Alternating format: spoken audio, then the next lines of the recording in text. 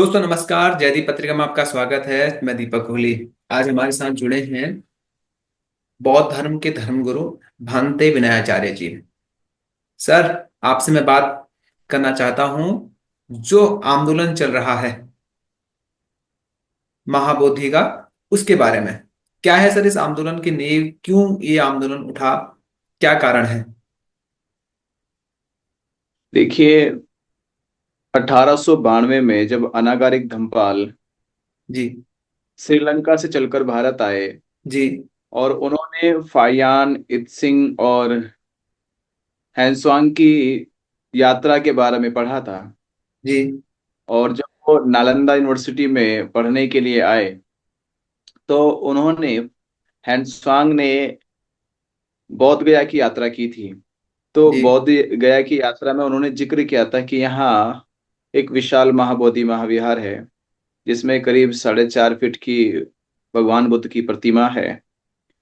और ये महाविहार सम्राट अशोक के द्वारा बनाया गया था। पर जब अनागारिक धम्पाल आए और उन्होंने देखा कि यहाँ कोई विहार नहीं दिखाई दे रहा, बल्कि यहाँ पे कुछ महंतों ने कब्जा कर रखा वैध तरीके से, और विहार की कोई वहां पे निशानी नहीं थी। और फिर भी जिस शंका के आधार पे अनागारिक धम्पाल ने जॉर्ज कनिंगम से बातचीत हुई उनकी, तो उन्होंने प्रयास से उसका पुरातत्व विभाग द्वारा उसकी खुदाई कराई गई। और खुदाई हुई तो वो अवशेष मिले, पूरा बिहार निकल के आया। तो तब से ये आंदोलन शुरू हुआ। और आज इस आंदोलन को 132-33 साल हो गए हैं जब इसकी शुरुआत हुई थी। तो इसका आंदोलन ये चलाया जाता है कि महाबोधि महाविहार बौद्धों का है, और सन 1892 से ही इस पे महंतों का कब्जा रहा है। महंतों ने इसका अतिक्रमण किया है, जमीन का घेराव किया है, अलग अलग देवी देवताओं की मूर्तियां स्थापित की गई है। जबकि मूर्तियों का स्थापित की गई है, और महाबोधि महाविहार या बुद्ध की प्रतिमा करीब 2300 साल पुरानी है यहाँ पर। जी। जी। तो अनागरिक धम्पाल ने उस समय की तत्कालीन ब्रिटिश गवर्नमेंट से यही मांग की थी कि दुनिया भर के बौद्धों को एक सबसे पवित्र आस्था जो है वो महाबोधि महाविहार बोध गया में है। क्योंकि यहाँ पे सिद्धार्थ गौतम संबुद्ध बने थे, ज्ञान प्राप्त हुआ था। और इस ज्ञान स्थली को ही उनकी ज्ञान स्थली कहा गया। तो और पूरी दुनिया का यहाँ स्थल में बड़ी मान्यता और श्रद्धा विश्वास है लोगों का। तो ये बौद्धों को सौंप देना चाहिए।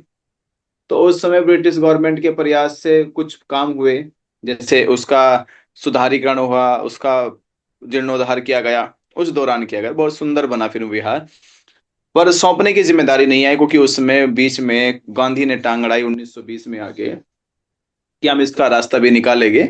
हम पहले ही देश की समस्या जो चल रही है उसका हल हो जाए। खैर, देश की समस्या भी हल हुई, देश आजाद हुआ 15 अगस्त 1947 को। तो बातचीत की गई, तो बातचीत का कोई हल नहीं निकला। और उन्होंने, पंडित जवाहरलाल नेहरू ने 6 जुलाई 1949 को बिहार सरकार के राज्यपाल से बातचीत करके एक अटेंडम, जो कि ना असेंबली में कोई बिल पास किया गया था, ना बौद्धों से बात की गई, ना बौद्धों की संस्थाओं से बात की गई, ऐसा कोई मामला प्रस्तावित नहीं हुआ। और अटेंडम इन्होंने 6 जुलाई 1949 में एक एक्ट पारित कर दिया। और उस एक्ट के तहत इन्होंने एक समिति का निर्माण किया। उस समिति में, जिसको हम बीटीएमसी कहते हैं, बुद्धिस्ट टेम्पल मैनेजमेंट कमेटी, तो उसमें इन्होंने 4 हिंदुओं को सदस्य बनाया, 4 बौद्धों को बनाया, और एक डीएम को वहां का चेयरमैन घोषित कर दिया। ये तो यूं कहे कि सरकारी प्रॉपर्टी भी हो गई, ये हिंदू की प्रॉपर्टी भी हो गई, जी। और नाम मात्र को बौद्धों को भी रख दिया गया। जी। अब आप मुझे बताइए, हिंदुओं का इसमें क्या काम है? पहला एक सवाल था कि हमारा, कि हिंदुओं का इस संस्था में या महाबोधि विहार में क्या मतलब है? एकदम हिंदुओं के एकदम। अपने मंदिर होते हिंदुओं के अपने मंदिर होते, अपने उपासनाएं होती है, प्रार्थनाएं होती है, देवी देवता उनके अलग होते हैं। उनके शास्त्रों में कहीं भी कोई जिक्र, ना किसी 4 वेद में बुद्ध का जिक्र करते हैं, ना पुराण में जिक्र हैगा, ना रामायण में जिक्र हैगा, ना गीता में जिक्र हैगा। जो हिंदुओं के पवित्र ग्रंथ है उनमें बुद्ध का जिक्र नहीं है। बुद्ध के दर्शन को मानते नहीं है, क्योंकि बुद्ध का दर्शन तो ईश्वर परमात्मा आत्मा को नकारता है। और हिंदू जो है परमात्मा को, ईश्वर को सबको मानते हैं, स्वीकार करते हैं। तो एकदम। एकदम विपरीत धारा का दर्शन है, विपरीत धारा का एक दूसरे का मार्ग है। तो फिर क्यों सरकार ने इस तरह के जो है ये क्या कह सकते हैं इसको, आफत आफत पैदा करी, जानबूझ कर कि भविष्य तक इनका बौद्धों का हिंदू का झगड़ा होता रहे। तो उस समय के प्रधानमंत्री ने ये बहुत बड़ी गलती की थी और राज्यपाल जी ने गलती की।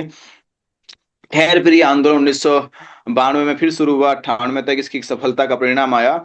और तब जाकर इसमें एक्ट को तो रद्द नहीं किया गया, बल्कि इसमें कुछ अमेंडमेंट किए गए।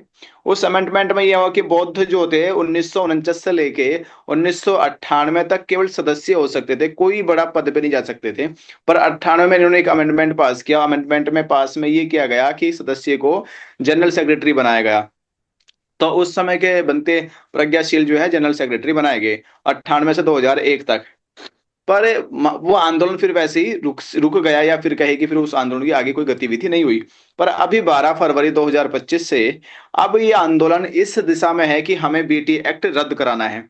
कोई अमेंडमेंट नहीं चाहते हैं, कोई आश्वासन नहीं चाहते हैं, कोई इस पर कुछ नहीं चाहते, मतलब कोई ऐसी चीज चाहते नहीं कि इसमें कोई सुधारीकरण की बात हो, इसमें रद्द की बात है। बात यह है कि 6 जुलाई 1949 को जो एक्ट बनाएगा ये खत्म होना चाहिए, और महाबोधि महाविहार का पूर्ण नियंत्रण जो है बौद्धों को सौंप देना चाहिए। जिस प्रकार राम मंदिर का नियंत्रण पूरा वहां की ट्रस्ट कमेटी को है, जगन्नाथ कमेटी को है, बद्रीनाथ का वहां के शंकराचार्यों को है, या जितने भी 4 महापीठ है उनका नियंत्रण, जो उनका संरक्षण है, प्रबंधन है, वो शंकराचार्यों के हाथ में है। एकलौता महाबोधि महाविहार जो पूरी दुनिया की आस्था का, श्रद्धा का और विश्वास का पात्र है, प्रतीक है, तो वो बौद्धों के हाथों में क्यों नहीं सौंपा जा रहा है? इसके ऊपर क्या खेल खेला जा रहा है सरकार द्वारा? इन सब मुद्दों को लेकर ये बातें, आंदोलन शुरू हुआ। आंदोलन का 40 दिन, आज 40 दिन हो चुके हैं, और आंदोलन धीरे धीरे पूरे देश में प्रगति गतिमान होता जा रहा है। और हम लोगों ने अभी 5 जुलाई की एक बड़ी कॉल बुलाई है। उसके बाद पूरे देश से, पूरी दुनिया से हम 12 मई बुद्ध पूर्णिमा को लाखों लोगों की संख्या में हम धरने प्रदर्शन करने वाले हैं। तो ये एक इतिहास था इसका, बीटी एक्ट का, कि जी ये जी। क्या है। और ये पूरा जग जाहिर है, सब जानते हैं कि भाई जब मंदिर, राम मंदिर में मुसलमान कोई सदस्य नहीं हो सकता है, तो फिर महाबोधि महाविहार में हिंदू सदस्य क्यों है? जब एकदम एकदम। किसी मस्जिद में हिंदू नहीं हो सकता है, किसी के चर्च में बौद्ध नहीं हो सकता है, किसी सिख मंदिर में दूसरा समुदाय का नहीं हो सकता है, तो ये फिर बौद्धों की संस्था में हिंदू का क्या काम है? एकदम और जायज सवाल दूसरा है सर। कानूनी और दूसरी कानूनी बात यह है कि जब संविधान 26 जनवरी 1950 को लागू हुआ, तो संविधान के आर्टिकल 13 ने ये कहा गया कि पहले पूर्व के जो भी कानून संबंधित है वो सब रद्द कर दिए जाते हैं, ऐसे कानून लागू नहीं किए जाएंगे जिसका संविधान से कोई नाता नहीं होगा। ठीक है। जी तो इस एक्ट का संविधान से कोई नाता भी नहीं है। 6 जुलाई 1949 को जो एक्ट बनाएगा, इसका संविधान से कोई नाता नहीं है, तो ये तो रद्द हो जाना चाहिए था 26 जनवरी को ही, पर रद्द जी नहीं जी। किया गया। पहला कानूनी मामला जो सरकार अब तक अंधकार में रखती आई है, संविधान को अवहेलना करती आई है, कानून की अवहेलना करती है, पब्लिक को, देश के बौद्धों को अंधेरे में रखा है। और दूसरा, इन्होंने जो संविधान की जो अवहेलना की है, वो आर्टिकल अनुच्छेद 25 और 26 की है, जिसमें धार्मिक समानता और स्वतंत्रता दी जाती है, वो हमें नहीं मिली है, क्योंकि हमारा तो हक ही नहीं है। भारत में बौद्ध धर्म कैसे फैलेगा? अरे भाई, इस्लामों के पास, उनकी मक्का मदीना उनके नियंत्रण में, तभी तो इस्लाम धर्म फैला। एकदम ईसाइयों एकदम। के हाथ में उनका यरूशलेम या उनके चर्च उनके हाथों में होते, तभी तो ईसाई धर्म फैला। सिखों के हाथ में उनके गुरुद्वारा, इसलिए उनका सिख धर्म फैला। हिंदू के हाथ में हिंदुओं के अपने धर्म मंदिर है, उनके फैला। और बौद्धों के हाथ में तो महाबोधि महाविहार नहीं है। जी जी जी। जो हमारे हाथ में हमारा विहार ही नहीं, तो हम कैसे धर्म का प्रचार करेंगे? जो हमारा मूल केंद्र है वो हमारे पास नहीं है। तो अभी जिस तरह की ये अन्याय सरकार ने हमारे ऊपर किया है, ये उसकी आवाज है अब। और ये अब आवाज जो है, यही परिणाम है कि सम्राट अशोक ने इसकी नींव रखी थी। अब हम इसको जो है मुक्त करा के सम्राट अशोक की जयंती पे एक संकल्प जरूर लेंगे। तो सर इसमें चुनौतियां क्या आ रही हैं आपको? अगर ब्राह्मण वहां बैठे हैं तो उनका बैठना गलत कैसा हो गया? देखिए, यहाँ सवाल ब्राह्मण का नहीं। देखिए, अब ये तो एक हमने अफवाह बनाई है समाज में कि ब्राह्मण बैठे, ब्राह्मण बैठे। सवाल ब्राह्मण का नहीं है, सवाल है एक समिति में हिंदू शब्द का। ओके। समिति में हिंदू शब्द का प्रयोग क्यों क्यों किया गया कि 4 हिंदू रहेंगे इसमें? हम्म। हिंदू शब्द का प्रयोग किया, हमें नहीं, हमें केवल शब्द होना चाहिए बौद्ध। बौद्ध रहेगा, चाहे वो ब्राह्मण हो, क्षत्रिय हो, ओबीसी हो, एससी हो, सिट कोई भी हो, पर शब्द हम्म। बौद्ध होना चाहिए। बौद्धों में ओके। जाति नहीं है। हम ये नहीं कह रहे कौन रहेगा, बौद्ध शब्द हमारी समिति में होना चाहिए कि इसका नियंत्रण बौद्धों को सौंप दिया जाए। ठीक है। हिंदू शब्द का हमारा वो मामला है कि हिंदू शब्द क्यों। और दूसरी बात मैं आपको बताऊं, अभी कुछ मेरे हिंदू और ब्राह्मण मित्र कह रहे कि भगवान बुद्ध विष्णु के अवतार हैं। और बौद्ध धर्म हिंदू का ही हिस्सा है। तो मैंने हम्म। कहा कि जब भाई हिस्सा है और भगवान बुद्ध विष्णु के अवतार है, तो ये सरकार से पूछो ना कि इन्होंने दो शब्द प्रयोग क्यों करे इसमें। ये तो ये सरकार मानती है कि बौद्ध अलग है, हिंदू अलग है फिर। क्योंकि हम्म। उन्होंने कहा चार बौद्ध रहेंगे, चार हिंदू रहेंगे, यानी जी हिंदू अलग होते हैं और बौद्ध अलग होते हैं। एकदम एकदम। वही तो समिति कह रही खुद ही कि चार हिंदू है और चार बौद्ध है, यानी हम्म बौद्ध धर्म अलग होता है और हिंदू धर्म अलग होता है।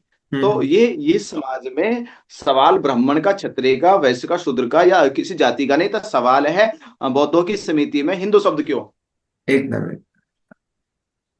ब्राह्मण आए भिक्षु बन के आए ना, वो बौद्ध बन के रहे, हमें कोई हम्म प्रॉब्लम नहीं है। पर हम्म। समिति से हिंदू शब्द गायब होना चाहिए। ओके, आपको हिंदू शब्द से समस्या है। हाँ, समिति में हिंदू शब्द प्रयोग क्यों किया गया। आप हिंदुओं की कोई भी ट्रस्ट समिति उठा लीजिए, उसमें किसी दूसरे रिलीजियस का शब्द प्रयोग हुआ है क्या। एकदम नहीं हुआ, सही बात। तो जब उनकी समिति में कोई रिलीजियस शब्द दूसरे का नहीं आया, तो बौद्धों की संस्था में दूसरे धर्म का शब्द प्रयोग क्यों किया गया। एकदम सही बात। सर इस कुछ और लोग, मैं तो सर कुछ कुछ हिंदू ये भी कहते हैं कि नानक जी भी हिंदू थे, गुरु गोविंद सिंह जी भी हिंदू थे, और गौतम बुद्ध भी हिंदू थे, महावीर जैन भी हिंदू थे। और ये भी कहते हैं कि जैन बौद्ध सिख ये धर्म नहीं है, ये सिर्फ शाखाएं हैं हिंदू धर्म की ही, ऐसा बोलते हैं। जबकि सरकार इनको एक धर्म का स्टेटस देती है। देखिए, हम कहते हैं सरकार के देने से या किसी के कहने से धर्मों का ना तो वर्गीकरण होता है, ना उनका इनका नियंत्रण होता है एक दूसरे के साथ। दरअसल हर एक चीज उनके अपने दर्शन पर टिकी होती है, दर्शनों पे। ठीक है। एकदम एकदम। बौद्ध दर्श कोई भी धर्म दर्शन के ऊपर टिका होता है, उसका एक जी दर्शन होता है, जी जी उसका एक सिद्धांत होता है, जी उसकी एक अपनी जीवन शैली होती है, तब वो जी जाके कोई धर्म बनता है। जी ठीक है। नो तो मैं कहूँ संसार संसार सब एक ही तो है। जी। तुम फिर अपना हिंदू कहाँ से आ गए। मैं एकदम भी मानव, तुम भी मानव, तो हिंदू कौन होता है फिर ये। अगर एकदम। पूरी पूरी यूनिवर्स को यूनाइटेड करोगे तो सब ह्यूमन है ना, मनुष्य तो है एकदम हम सब। तो एकदम। मनुष्य से बड़ा धर्म क्या फिर आपका। फिर ये हिंदू गया, सनातन भी गया, बौद्ध भी गया, जैन भी गया, सिख भी गया, और ईसाई भी गए, मुसलमान भी गए। अरे इंसानियत तो सबसे बड़ा धर्म है ना। एकदम। या इंसानियत से बड़ा कोई धर्म हो जाएगा। पर नहीं नहीं। इंसानों ने जब दर्शन की खोज करी, सिद्धांतों की खोज करी, अपनी जीवन शैली की खोज करी, तब उनको अलग अलग कैटेगराइज किया गया कि भाई यहाँ ये इस कैटेगरी में आते हैं, ये इस कैटेगरी में आते हैं। उनको लिंक मत करो, लिंक करोगे तो फिर मनुष्य ही हो जाओगे, केवल मनुष्य के अतिरिक्त कोई दूसरा कुछ नहीं हो सकते आप। एकदम तो एकदम। ऐसे जो जो अल्पज्ञानी लोग हैं उनको जानना चाहिए कि अगर जब आप किसी नजदीक धर्म की ओर जाओगे, बिल्कुल नजदीक गहराई में जाओगे, तो इंसानी ही एक धर्म है बस। फिर ना हिंदू बचता, ना मुसलमान बचता, ना सिख बचता, ना बौद्ध, ना जैन, ना कोई और दूसरा धर्म। फिर तो हम्म। इंसानी तो बचेगा। पर जब इंसान के थोड़े तुम आगे चलोगे तो फिर दर्शन आ जाएगा, मनुष्य का एक अपना दर्शन होता है। यूरोप का दर्शन अलग है, भारत का दर्शन अलग है, अरब का दर्शन अलग है, और अलग अलग कंट्रियों के अलग अलग दर्शन होते हैं। तो दर्शनों के आधार पर डिसाइड होता है कि कौन कौन से धर्म को मानता है। जी जी। तो तो राम की जो रामायण है कि वो अलग दर्शन की ओर जाती है। कृष्ण का जो उपदेश है गीता में, वो अलग दर्शन की ओर जाता है। और उनका क्या वह पतंजलि का दर्शन है वो किसी और की ओर जाता है। और उनका सांख्य दर्शन अलग ओर जाता है, तो बुद्ध दर्शन अलग जाता है, जैन दर्शन अलग जाता है, सिख का अलग जाता है। तो ये दर्शनों पे डिपेंड करता है कि कौन किस धर्म में है। इससे लिंक नहीं कर सकते आप। आप अगर मैं जो आपका आंदोलन है, इस आंदोलन का यही जहां तक मैं समझ पा रहा हूं कि जब आप हिंदू सभाओं या मंदिरों में या संस्थाओं में किसी गैर धर्म को के लोगों को शामिल नहीं करते हैं, तो ठीक आप बौद्ध धर्म के विहारों में या बौद्ध उनके धार्मिक स्थलों में या उनकी संस्थाओं में आप क्यों किसी और धर्म के लोगों को शामिल कर रहे हैं, आपका कारण ये है, जहां तक मैं हाँ, समझ मेरे तो पाया। इन्हें मैं तो ऐतिहासिक एक, मैं एक आपको वो तो एक इनका ऐतिहासिक दृष्टिकोण बता रहा। जब 7 8वीं सदी में आदि शंकराचार्य ने बुद्ध के खिलाफ अभियान चलाया, जी बुद्ध के खिलाफ अभियान चलाया था शंकराचार्य, जिन जो इनके हिंदू धर्म के सबसे चार बड़े मठाधीश होते हैं, जी जी जिनको जी ये भगवान कहते हैं, भगवान शंकराचार्य। जी जी। तो इनके जो प्रथम शंकराचार्य, आदि शंकराचार्य थे, उन्होंने बुद्ध दर्शन के खिलाफ, जैन दर्शन के खिलाफ एक अभियान छेड़ा था कि एकदम बुद्ध एकदम। ने और महावीर, बुद्ध महावीर हमारे हम वैदिक सभ्यता को, हमारी जो वेदों की सभ्यता है, ब्राह्मणों का जो धर्म है, उसको नष्ट कर चुके हैं। जी जी और दिन दुनिया भर के ब्राह्मणों को एकजुट करने के लिए आदि शंकराचार्य ने घर छोड़ दिया अपना, संन्यास जी ले लिया। जी और जी। वो तब से लड़ाई थी कि बुद्ध के खिलाफ शुरू हुई, महावीर के खिलाफ शुरू हुई। तो भाई तुम उनका पालन करो ना। तुम्हारे आदि शंकराचार्य ने तो पूरा अभियान बुद्ध के खिलाफ चलाया था अपना, जी। महावीर के खिलाफ चलाया था। तो तुम एकदम। बुद्ध की संस्थाओं में क्या करने आ गए फिर कटोरा उठा के? तुमको अभियान चलाओ जाके खिलाफ बुद्ध के ही, अभियान चलाओ हमारे खिलाफ जाके, कि हमारा बौद्धों से कोई संबंध नहीं है, बौद्धों से कोई नाता नहीं है, बौद्धों के विहार में हमें जाना नहीं है। तो अपने विहारों में रहो, अपने मंदिरों में रहो। तो आपको कम से कम अपने आदि शंकराचार्य की बात का तो पालन करना चाहिए। मैं इन मूर्ता मूड जो लोग किस्म के लोग हैं, उससे बड़ा तो कोई दार्शनिक नहीं इनके यहाँ। हम्म। और आज भी चार जो शंकराचार्य उन्हीं को ही भगवान मानते हैं, तो पालन तो करो उनका। एकदम। सर, तो और इस अभी अभी आंदोलन अभी को इस आंदोलन को आप कहाँ देखते हैं? देखिए, हम इसे देखते सरकार का अभी इस पे बड़ा नियंत्रण है, और सरकार जो है पूरी तरह से उन्हीं कह सकते हैं कि उन्हें जो मंदिरों की जो 75 साल 76 साल से जो धन की लुटाई कर रहे हैं, दान की लुटाई कर रहे हैं, सरकार उनके नियंत्रण में है। और हम ये देख पाए, और हमें चाहेंगे कि ये सरकार का काम है सरकार के ऊपर दबाव बनाना। हम जितना दबाव बनाने में सफल हो जाएंगे, हमें लगता है कि उतना जल्दी हम लोग बीटी एक्ट रद्द करा पाएंगे। अब यही देख रहे हैं कि हम अपने आंदोलन को मजबूत कड़ी बनाने की कोशिश कर रहे हैं, कि हमारी यूनिटी एकता मजबूत हो जाए और देश और दुनिया भर से समर्थन मिले। तो हम बुद्ध पूर्णिमा तक अपना जो जवाब है वो सरकार से ले लेंगे। क्या यही आंदोलन रहेगा या फ्यूचर में और भी आंदोलन उभरेंगे जो बौद्ध नहीं, अब फिर धर्म वो से सब जुड़े और भी रहेंगे? उभरेगी। ये प्रयास है। ओके। हमने लिस्टिंग की है, महाबोधि महाविहार तो मुक्त होना ही होना है। उसके बाद जितने भी बौद्ध विहारों पे कब्जे हैं, हम सबके लिए आंदोलन करेंगे अब। जी जी जी जी। भाई, जब आपको किसी की कब्र खोदने से कोई परहेज नहीं है, किसी की मंदिर मस्जिद खोजने से कोई परहेज नहीं है, जब खुदाई शुरू हो ही चुकी है तो फिर खुदाई हो जाए शुरू फिर सबकी। जब खुदाई शुरू हो ही गई है, जब जैसे कि चकबंदी होती थी, तो चकबंदी से पता चलता था कि कौन सी जमीन अवैध है कौन सी वेद है। तो ये भी एक चकबंदी है। फिर हम्म। खुदाई शुरू हो जाए, फिर मूर्तियों से कपड़े उतारे जाए, फिर मूर्तियों को जो तुमने रंग रोगन करके उनकी देवी देवता बनाए उनकी भी सफाई कर दी जाए। फिर पता हो चल जाएगा, दूध का दूध पानी का पानी हो जाएगा, कौन बुद्ध है कौन देवी है कौन देवता है। तो ये लड़ाई लंबी चलेगी आपकी? हाँ, लड़ाई लंबी है, लंबी लड़ाई रहेगी अब ये। तो इसके लिए तैयारी आपने करी है? हाँ, चल रही है तैयार। आप देख रहे 40 दिन हो गए किस तरह से मुकदमा हमारे ऊपर कर दिया है। तो और सभाएं शुरू हो गई, देश भर में सभाएं लगने लगी। आज भी मैं एक सभा में आ रहा हूँ, बड़ी 15-20 हजार की लोगों की सभा है। तो हम्म। अभी मैं रेस्ट ही कर रहा था, अब 3 बजे से उस कार्यक्रम शुरू होगा। हम्म। खैर, तैयारी चालू है हमारी। अब हिंदू मुस्लिम के साथ साथ में हिंदू बौद्ध भी होगा भारत में? नहीं, लड़ाई मुसलमानों की है ही नहीं, लड़ाई तो इस देश में हिंदू और बौद्धों की ही है। ये ओके। तो जबरदस्ती मुसलमानों को, इन्होंने जबरदस्ती मुसलमानों को पकड़ लिया, जिससे कि हाँ। बौद्धों का मुद्दा डाइवर्ट कर सके। भाई, इतिहास में व्यवहारिक तौर पे सदा सदा से लड़ाई बौद्धों हिंदुओं की तो रही है यहाँ पे। ये तो देश को भ्रमित करने के लिए, मार्ग उनका वो भटकाने के लिए हिंदू मुसलमान को बीच में लेकर आ गए। ओके।